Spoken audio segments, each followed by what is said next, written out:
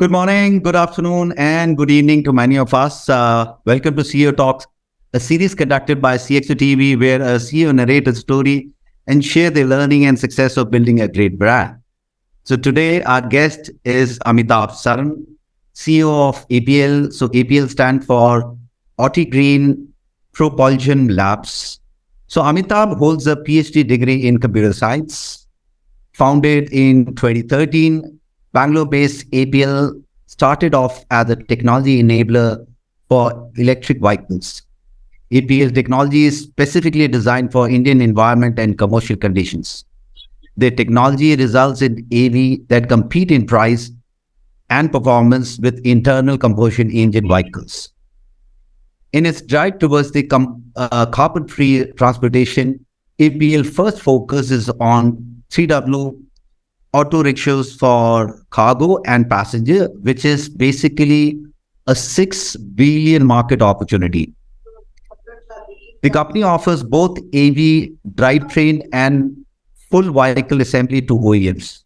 The company's patent portfolio spans over 60 countries with 26 patents granted, including 6 in US. Welcome, Amitabh. Thank you so much. Thank you, everyone. Thank you. Pleasure is ours. So, Amitabh, you have an elaborate experience and you have been associated with several organizations. So, let me understand, what basically inspired you to pursue your career in EV technology? Yeah, like you said, I have a PhD in computer science. I worked in computer science field for a long time, including at TCS, at Phillips, at NASA, at Hewlett Packard. I have also had 2 of my own startups in different domains, but in the software area itself. This all happened till about 2011, when my last company was acquired by Yatra.com. And this was acquired by Yatra.com. At that point, when your company gets acquired, you typically take like a step back to kind of understand, what you've done, what are your accomplishments, what are the changes, what are the, things different that you've been able to do. And one of my passions has been automobiles and the environment. It's been there for a while. India, too many people lose their lives because of poor air quality. And 25% of that is attributed to road transport. You'll be surprised to know that 5 to 6 lakh people lose their lives every year in our country because of road transport related pollution. So effectively, too many people are dying and the incumbents are probably not doing enough for it, not just in India, but across the globe. So at that point, we were looking for, hybrid vehicles to show up in our country, not something that had happened. 2011 was when the Prius was launched in our country, the Toyota Prius, and it was launched at a price point of 29 lakhs. In those days, it was clear that it was not going to be a solution for the masses. Something had to be done. And anecdotally, I was playing golf with a couple of my friends and I was cribbing that, kuch nahi hoga. This is not going to happen, right? And they were like, one thing you realize is you don't crib when you're playing golf, right? The whole idea of playing golf is not to crib. But I did. And, Pat came the reply, why are you not doing it yourself? I said, I'm a software guy. I can't make vehicles. Right? That's the problem. No one considers it as their problem. Everyone says it's someone else's problem. Someone's got to fix it. And that is what led us to start looking at this problem. So we started looking at this problem back in 2011. I was fortunate to have a very, very good set of co-founders that I was able to get. And they helped us, in framing the problem and trying to figure out solutions. So it's, at the end of the day, this is what I always say when I talk to people about entrepreneurship. It's all about that kira in your head, man. Once you get it, you just need to have the determination to make things happen. And even if it's a different domain, you will find people, you will find a good team that will help you, that will motivate you, and you have to motivate them. And then the rest is history. Thanks, Amitabh. I think 2011 was definitely a time when EV was evolving, and being a software professional, getting into the EV space was challenging, and I can understand. You picked up that challenge and really came up with ABL. The one thing which I always think, it's especially for the AV manufacturers or AV technology providers. I would like to point you more like a AV technology provider rather than a transporter. I hope that is okay for you. Just to correct you, so what happened was that, when we started till about 2017, 2018, we were going to be technology providers. See, when we started, we realized that, what was the challenge? By then, India had a very good electric vehicle. It was called the Reva. The company had been acquired by Mahindra. For all the innovations that they were able to bring, acceptability was not there. So we realized that either it was the segment, was passenger vehicle going to be the first segment we should target? Should it be commercial vehicles? And within commercial vehicles, what would have been the challenges that we would face if we were to make a commercial vehicle? And we realized that the building blocks were missing. The technology stack was missing. Indian conditions are very, very difficult, and diesel, petrol, LPG, CNG have done a fabulous job over the last 100 odd years, right? I mean, wonderful vehicles. They work in all terrains. They work in all kinds of situations, and they've evolved over a period of time.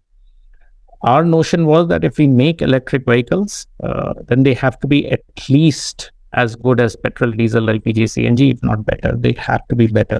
It can't be that, this is new technology, so please use it, even though it might not be as good. And hence the first thing that you need for that are the building blocks. And building blocks in EVs are the motors, the controllers, the DC-DC, power converters, harnesses, display clusters, sometimes gearboxes, battery management system, battery packs. All these are very, very essential to making an electric vehicle. And we realized that there was not enough R&D being done in our country to make these components that would work for India's abusive needs. So we built those. And we were working with OEMs till about 2018, and at that point, we realized that if we wanted to expedite the evolution of electric vehicles in our country and accelerate the adoption of electric vehicles, we will have to become OEM ourselves. So 2018, 2019 onwards, we have been an OEM. We are manufacturing our own vehicles and we are supplying them under the Altigreen brand. Everything is manufactured by us in-house in Bangalore. Actually Malur, which is just outside Bangalore. But we've been doing this for the last 3 or 4 or 5 years. And so now we are an OEM. We are not a supplier to any other OEM, just, an evolution of the company over the last. Thanks, Amitabh. Thanks for clarifying that. I think that's something which is very important. And you mentioned about the Indian condition, and I definitely agree with that. Like, in the Indian conditions where you have to withstand the overloading issues and you have potholes and waterlogging and whatnot. So let me understand, more from an engineering capabilities and the technology perspective, how we withstand these challenges, while building up the EV solution for the Indian market and Indian conditions. Yeah. So, by 2018, so think about it, we started looking at this problem in 2011, 2012, we were in the US, 2013, the company was incorporated. So we've been looking at this till 2018 for a long time. We have contracts with 2-wheeler, 3-wheeler, 4-wheeler and tractor manufacturers to develop these drivetrains, as they're called, full electric drivetrains for their future electric vehicles. So we have a lot of expertise. I'm talking about 2018. We are a company that has a lot of expertise in making, motors, and all the aligned elements, including the electronics, for anywhere from 3 kilowatt to 40 kilowatt, from 48 volts to 450 volts, from liquid cooled and air cooled to all kinds of this thing. So we had all that expertise, right? Now we started looking at, okay, we can now, as an OEM, I can become a 2-wheeler OEM. I can become a 3-wheeler OEM. I can become a 4-wheeler OEM. I can become a tractor OEM. So the first thing we did was we removed the tractor from that segment and said, "Nahi, agriculture nahi ho payega. That is not something that we'll be able to pursue." So we left with 2, 3, and 4, right? We made a vehicle each. with the expertise that we had, and we put it out in the Auto Expo, honest, and we let people decide. And they bet on our three-wheeler. They said, ye chalegi. Who am I to decide, man? It's my customer who has to decide, right? And so they started placing orders. We said, okay, we'll take this to series production. We made our first three-wheeler. You'll be surprised to know, January 2018. It was in the Auto Expo. It was ferrying people from the gates to the halls. The only moving electric vehicle. There were a lot of electric vehicles there. This was probably the only moving electric vehicle there. But in any case, we did that. And that is what we took to series production. We spent 3 years and hundreds of thousands of kilometers of testing. Between January 2018 to January 2021 is when we launched it. We are not a company that wants to do this quick and dirty thing, import it, somehow, assemble something and put it out there and, let people deal with it. We are there for the long haul. We've created these technology stacks. We've created the entire vehicle to take care of these kinds of, so whether it is, independent suspensions on the wheel, thicker tires, tubeless radial tires, a lot of modification apart from just the drivetrain, making the vehicle robust, because like I said, overloading, the ground clearance in our vehicles is approximately the same, if not more than SUVs in our country, 220 millimeters. The torque that we provided on our wheels is very, very high. It's the highest in the segment. It's the fastest vehicle on electric three-wheeler on roads today. A lot of number ones that we did, and they continue to be number ones even today after a lot of people have come, because this is technology that we fundamentally made ourselves. And our thing was always, we are not competing with other EVs. That's not the point. We are competing only with fossil fuel. Our only competition is fossil fuel. So everything we do has to be better. The comfort, the drivability, the speed, the performance, everything has to be better than fossil fuel. That was our fundamental goal. And we built the technology stack for it. And by the way, like you rightly mentioned, today we have 28 global patents that have been granted on the technologies that we have built that are incorporated in the vehicle that we launched, right? 28 global patents have been granted. I don't use patents as a moat, to say, ye nahi karoge, wo nahi karoge, I will not allow you to do this. I'm only using it to tell the entire world that if you want to build a product for my country, for my geography, and you will have to innovate. I don't want to hear that, this is a very nice motor, it runs in X country and Y country, and hence it will work in India. Dude, it will not. My needs are unique, and for that something needs to be built, and we are doing the R&D for it ground up, and hence the kind of successes that we are positioned to do. Okay, so so in a price-sensitive country like India, the adoption of EVs will be driven not only by the environmental concerns, but also by the affordability and the sustainability. So, what do you think? How do commercial EVs fare on environment and affordability, sustainability grounds, and so on? So, what's your take on that? I think it's you raised a very, very interesting and important question. I think when we started, three-wheelers doesn't inspire, a lot of people to say, "Main ab three-wheeler mein kaam karunga," right? It's always like, it's not something you associate with innovation in our country, but you'll be surprised to know 400 million people, 40 crore, 40 crores, 400 million people access a three-wheeler every day in our country, every day. Not my numbers, facts. 400 million. So if you really want to make a change in the country, then you need to do it at that level. And that is where we got started. It's very clear that a commercial vehicle will operate only if it is making money. Otherwise, there is no point in doing it. So if we had to make an electric vehicle, number one, it had to be at least as good in performance compared to a diesel or a petrol or LPG or CNG. It has to be at least good as an equivalent vehicle. Number two, price-wise, it has to be interesting enough. And when I talk about price is not just about the price that it is being sold at, but price is a function of the financing options that are available, the amount of money you have to spend on diesel versus if you are doing charging. Where do I get access to charging infrastructure? So it's a lot got to do with, peace of mind rather than the actual vehicle itself. And we focused a lot on those areas. You'll be happy to know that compared to a diesel three-wheeler, a diesel three-wheeler takes about 4 rupees a kilometer to drive. 4 rupees a kilometer. Compared to that, an Altigreen electric three-wheeler takes only about 92 paisa a kilometer. So there's a straight saving of 3 rupees per kilometer. Most of these vehicles drive about 100 kilometers a day. 3 into 100 is 300 rupees saving on a daily basis. Multiply that by 25 days a month, assuming Sundays we takes off, we are talking about 7,500 rupees. That's about 30 to 40%, sometimes even 50% of the earning that they have in a monthly basis. That is the saving you get from moving just from a diesel vehicle to an electric vehicle. So commercially, it is an excellent change that has to happen. If you're providing a vehicle that is very good, why not? Number two, from an environment perspective, you mentioned, every kilometer that you drive a three-wheeler, our vehicle three-wheeler, you're saving about close to 100 grams of CO2 every kilometer, right? Again, if you multiply that statistics again, we're talking about tons and tons of CO2 or equivalent CO2 as it's called, ECO2, because there are lots of other gases that are emitted from fossil fuel vehicle. All that gets eliminated from the environment. So not only are you making money, you are partaking in the process of reversing climate change, not slowing it down, but reversing climate change. So that's number two. Number three, you said sustainability.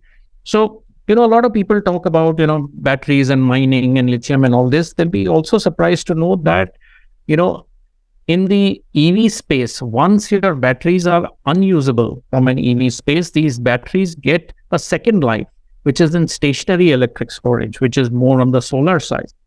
So most of the electric vehicle batteries, once they finish, they still have about 70% capacity left in them. They move to solar. And in India and emerging markets, so South Asia, Africa, South America, which is where we are also targeting apart from India, you have this home UPS system that is also very much required. And we use heavy VRLA or lead acid batteries, which you will slowly start seeing moving to the third life of the lithium battery that comes from a car. So a lot of this new companies are coming up, which are not just recycling batteries, but also repurposing them and being able to use it. So all in all, it's a benefit that accrues not just to the driver, but to the environment, as well as we're taking care of the sustainability goals as an organization.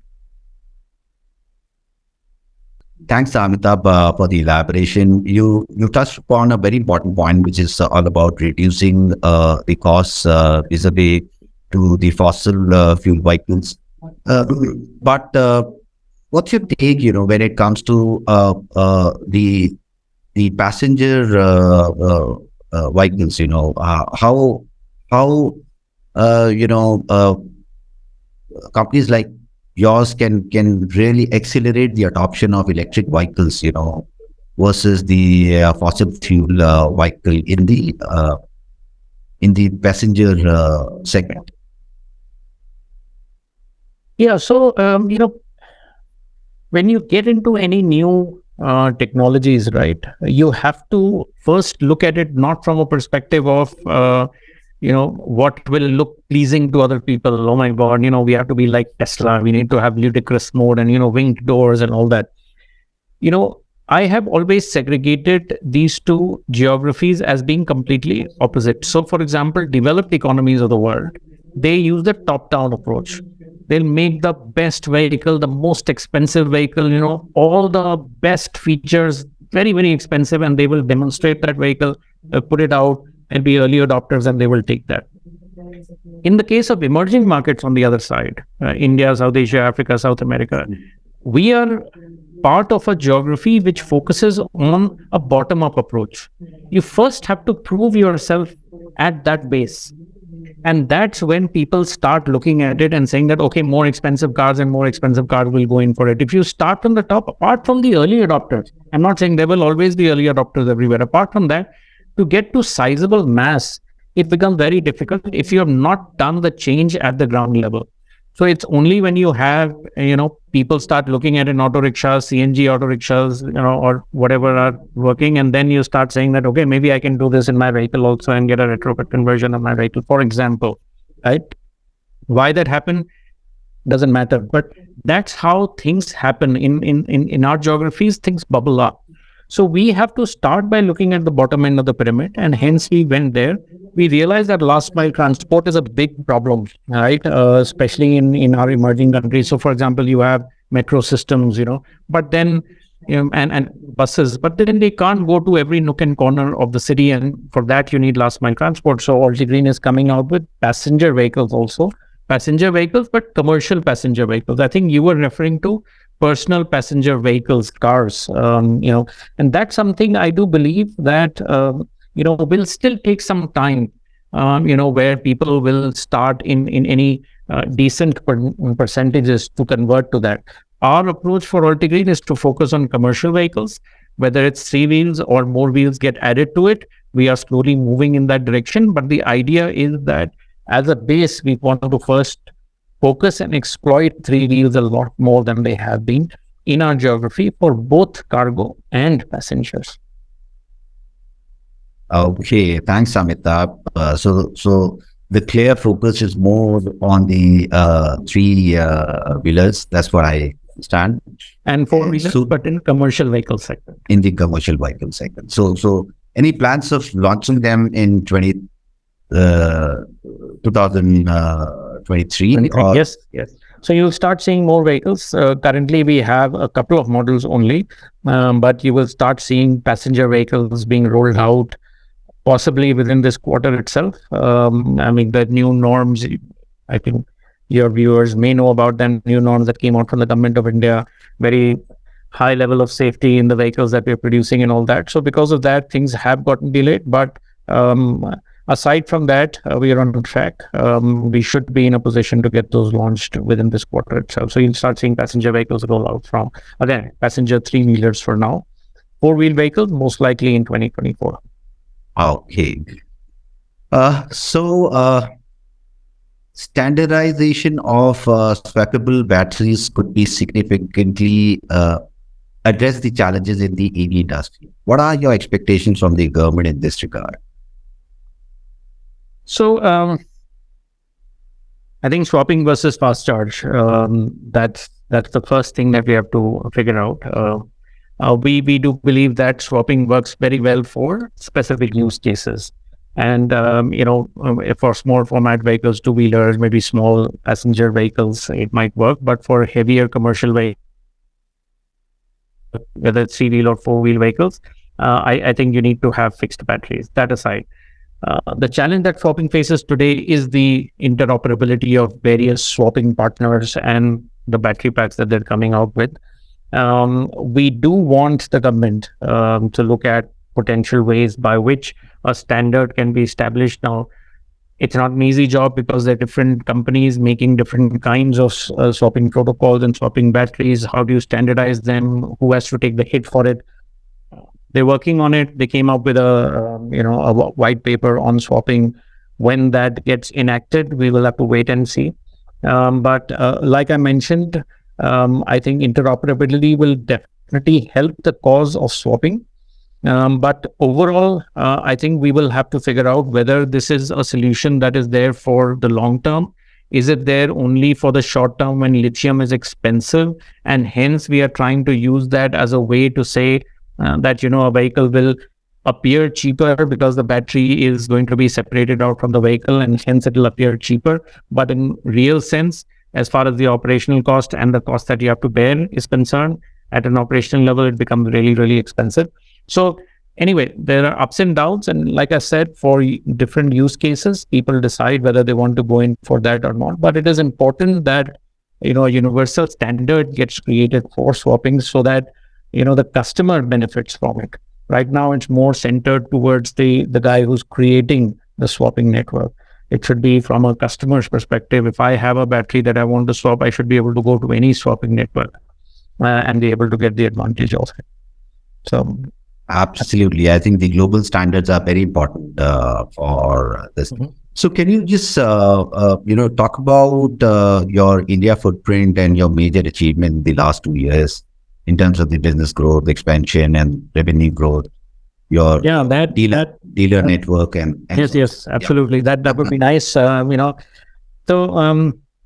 Altigreen, like I said, we were founded, even though we started working in 2011, 2013, we were founded 2013 to 2022. We raised a large round that we raised in February, March of 2022. This was a round of about 300 crores. It was led by Sixth Sense, Exponentia, Reliance New Energy, and two more partners, one from Accurant in the US and Momentum from Singapore. So a very nicely split, set of investors who came on board. Um, Ever since then, we have had a meteoric change in our journey. So the first thing we realized was by then we had about 200 vehicles or thereabout that were running in 8 cities for the last 8, 9, 10, 12 months. So we had a good feedback from those vehicles in terms of what was happening, what was not happening, and what changes we needed to make. So we were immediately able to start putting our scaling plans in place. By scaling, I mean both on the production side. So we moved from a capacity of 2,000, 3,000 vehicles a year to a capacity of about 55,000 vehicles a year. That's how gung-ho we are about the kind of infrastructure and scale that needs to be built if we are in the commercial vehicle segment, in the three-wheeler segment in India. And this is just one factory. We expect to replicate this in 2 or 3 or 4 different places in India. So we put the first one in place. This is in a place called Malur outside Bangalore, and that's where we are manufacturing our vehicles right now. We also realized that currently most of the sales of EVs are happening in the B2B segment, which is your e-commerce segment. It has a lot of tailwinds from e-commerce. A lot of deliveries that were happening on four-wheel and diesel vehicles today. If you look outside your window, more likely than not, a lot of these diesel four-wheelers have converted to electric three-wheelers. And that's a market that was happening. But, you'll be surprised to know that e-commerce market is only about 10 to 12% of the total market. The larger market for three-wheelers is in the unorganized segment, which is the unorganized B2B, the small market road operator, people who have 2 or 3 or 4 vehicles, or, driver come owner. To be able to reach them, it was very important to have touch points across the country. And as a true national footprint player, we actually have set up 30 different dealerships across the country. Who's who of the dealership space, of the automobile dealership space, have participated and have partnered with us in the process of setting these dealerships up. So now we are present in 30 cities in our country with over 100 authorized service centers also. With a list of partners who are also providing financing. To last count, I think there were 19 or 20 different partners who are providing different kinds of financing, both leasing, rental, battery financing, the entire vehicle. And we're working on more and more, including commercial banks, to be able to bring them into the fort also. A lot of focus. I have a PhD in computer science, so a lot of focus on the computer science and the data aspects of electric vehicles. That's something that we are focusing a lot because you've heard a lot about ChatGPT and the GPT engines that exist. We've already started incorporating some of those engines in our, to be able to not just analyze the data that's coming out of it, but trying to make changes as driving behaviors change. So how is it that we can use these advanced AI ML technologies to be in a position to make those changes happen? Because my strong belief is that, hardware is probably going to be the lowest common denominator. The differentiation in vehicles will come from the software. And that's something that we continue to focus on. So all in all the different aspects that are very important for us, we have been in a position to get there. You'll be surprised to know that in January, February of 22, we were about 100 people. Today, we are about 950 people. So very steadily increased. Our sales are also ramping up. I think March we closed at about some 400 plus vehicles sold. I think revenues are scaling. I think it's just a start. It's just a start. But it's great to see ourselves move from 20 vehicles a month like 6 or 7 months back to about 400 vehicles a month today, and we're constantly ramping up to reach to the 1,000 figure very soon. The market is huge. Like I said, about 1.3 million three-wheelers are made every year in our country.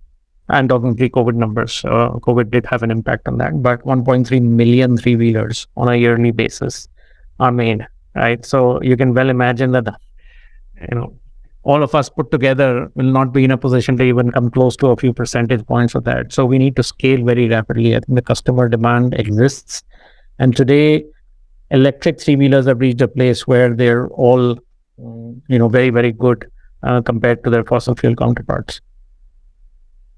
Thanks, Amitabh. I think, the journey from 20 vehicle per month to 400 vehicle is incredible. So this was a Series A, which we picked up in 2022. Okay. That's right. Yes. Okay. So now can you just talk about your top focus areas in the expansion plan over the next 2 to 3 years from now? Yes, absolutely. I think it's very, very clear that, we, in each of the domains that we mentioned, we need to scale, right? So like I mentioned, one factory of 55,000 vehicle capacity is not going to be enough. We're very clear that we would like to replicate the same blueprint that we have. This is Industry 4.0, smaller manufacturing units, but multiple of them rather than one large monolithic single factory. And hence we're looking at possibly the north, somewhere in the east and west. So we will create these. We already have a presence in South India and in Bangalore. So production has to scale. Number two, it is clear that the national footprint today, we have a mix of, metros and tier 1 towns as part of the list of cities that we're in. But we're getting a lot of demand. We are already seeing from tier 2 towns, right? Where charging is much easier, usage is much higher because the density of vehicles is less, and hence each vehicle is expected to drive a lot more. So that's something that we're looking at expanding. We expect to be in over 400 different cities over the next 3 to 4 years. So that's also a plan on that side. Now, as far as financiers are concerned, that is a very, very important element, and we have to make sure that we are working very closely with them. We want commercial vehicle financing, commercial banks to start financing three-wheelers. That's something that is work in progress, and I think the entire industry is going to benefit from the first guy who shows up in this space. So that's on the financing side. And a very, very important thing is the product mix.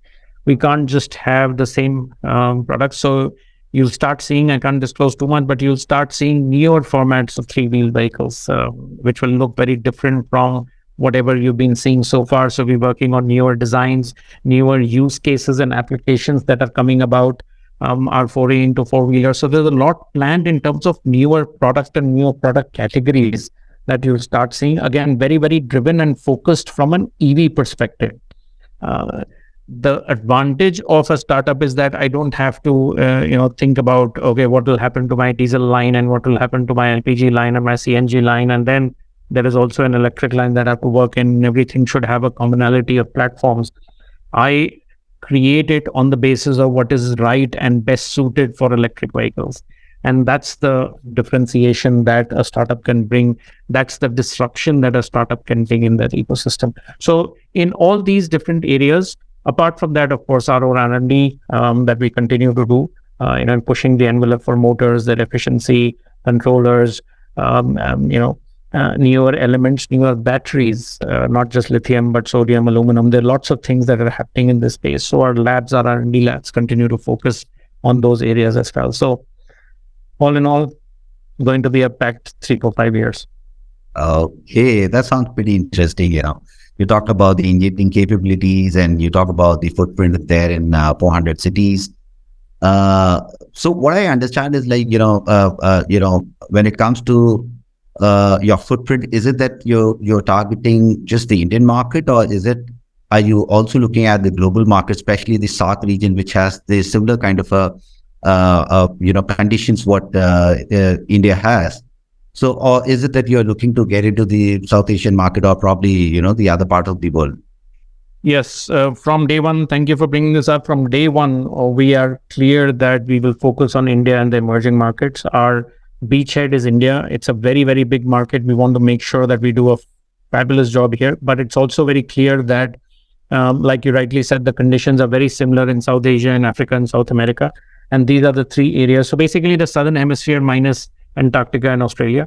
That's where we will want to operate in. The conditions are very similar, price points are very similar, and we're looking at also expanding our footprint over there through partnerships that we will have with local people in there in that geography. And hence this model of assembly in different places where our components are all manufactured in the same place, so I can maintain the quality and all that, similar quality at the same place, but the assembly, the final assembly on the vehicle and the vehicle itself can be something that is distributed. That's the model we want to adopt when we go abroad. Most likely the first is going to be, there's a toss-up between South Asia, Southeast Asia or Africa at this point. But yeah, this year we expect to be able to do our first. Okay, so my question was, is there any timeline to it, or? Yeah, so this year you will be able to see our first. Okay. Thanks a lot. With this, we come to the end of this episode. Thanks, Amitabh, for such an insightful session. We really had a pleasure interacting with you. Thank you so very much. Thank you so much for your time. Thank you so much. Thanks. It was a pleasure interacting. Same here. Bye-bye. For more updates from CXO TV, please like and subscribe to our channel.